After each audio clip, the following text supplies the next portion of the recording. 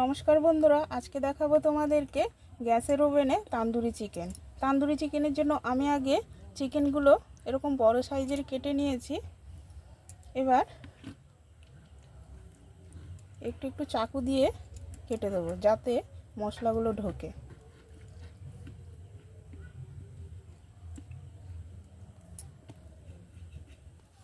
এবার উপর থেকে দিয়ে দেবো লেবুর রস।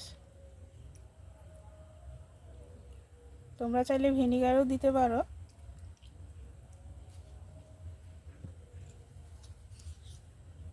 আদা বাটা,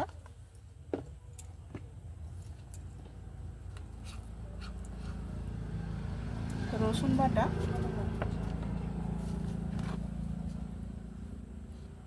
আর সামান্য একটু কাঁচা লঙ্কা বাটা দেবো।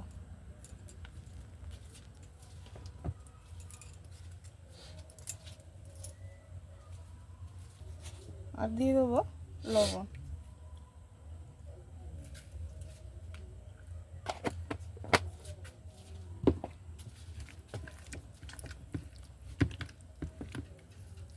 আগে এই বাটা মশলাগুলোকে ভালো করে চিকেনের গায়ে মাখিয়ে নেব। মাখানো হয়ে গেছে, আমি কিছুক্ষণের জন্য রেখে দেবো। এবার আমি মশলাটা তোমাদেরকে দেখাচ্ছি ঘরোয়া পদ্ধতিতে। আগে আমি 1 চামচ ঘি দিয়ে দেবো। ধোঁয়া বেরোলে তারপর আমি ওভেনটাকে বন্ধ করে দেবো। বন্ধ করে এখানে 1 চামচ আমি বেসন দিয়ে দেবো, যাতে বেসনটা জ্বলে না যায়, সেই জন্য আমি ওভেনটাকে বন্ধ করে দিয়েছি। এখানে দিয়ে দেবো কাশ্মীরি গুঁড়ো লঙ্কা। ঘিটা একটু গরম আছে, তার মধ্যেই আমি কাশ্মীরি গুঁড়ো লঙ্কা দিয়ে দিলাম। এর কারণটা হচ্ছে আরও ভালো আসবে।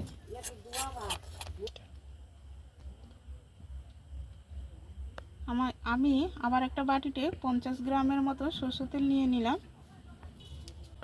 সরষের তেলে আবার একটু কাশ্মীরি গুঁড়ো লঙ্কা দিয়ে দেবো।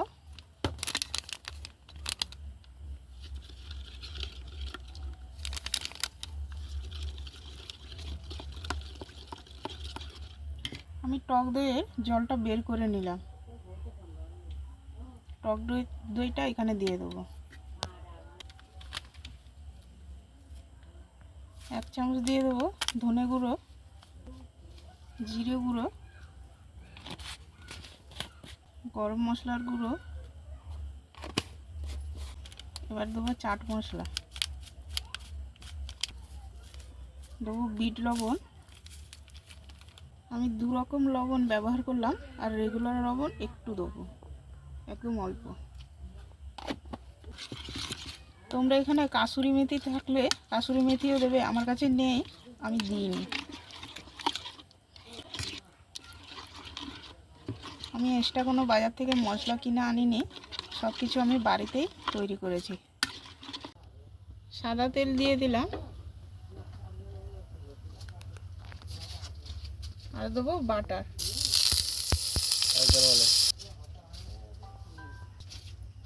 চিকেনটা দেওয়ার সময় ওভেনটা একদম হাই রাখতে হবে।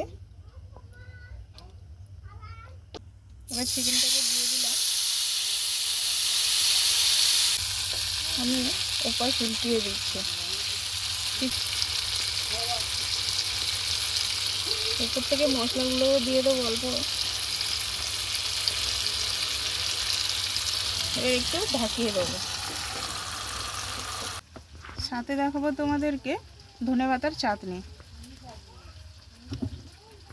দিয়ে দিলাম ধনেপাতা, কাঁচা লঙ্কা, রসুন, দেবো আদা, দেবো লেবুর রস, বিট লবণ, রেগুলার লবণ, চাট মশলা, সামান্য একটু টক দই, সামান্য একটু জল দিয়ে দেবো।